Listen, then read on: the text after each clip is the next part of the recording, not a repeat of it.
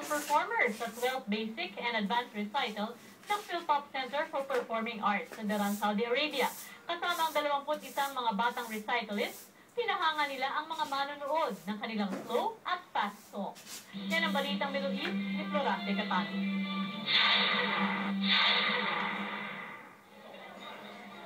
Pinakamaningning ang bituin ni Dala Gonzalez sa 12th recital ng Philpop Center for Performing Arts na tinaguriang Shining Star Reload 2011 sa Daharan nang mahirang siyang total performer.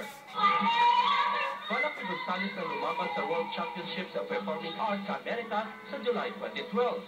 Masaya po ako na nanalo po ako ng total performer dito sa batch 12 recitalist ng Philpop. Inaasahan ko po na ako yung mananalo kasi po ginawa ko po lahat ng best ko para makuha tong award na to. Gaya ni Gonzalez, na-awardan ding total performer si Marilyn Velarde sa naturang recital. Nakikita niya ang magiging daan ito para ma-discover siyang bilang isang mag-aawit. Masaya po, tsaka napaka-unexpected. Tsaka sana po ma-discover din po ako kahit paano.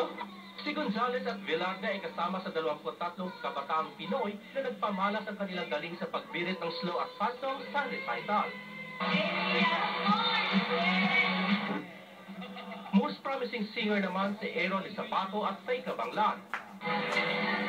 Sinabayan naman ng mga magulang ang kanilang mga anak sa pagkanta ng kanilang finale song.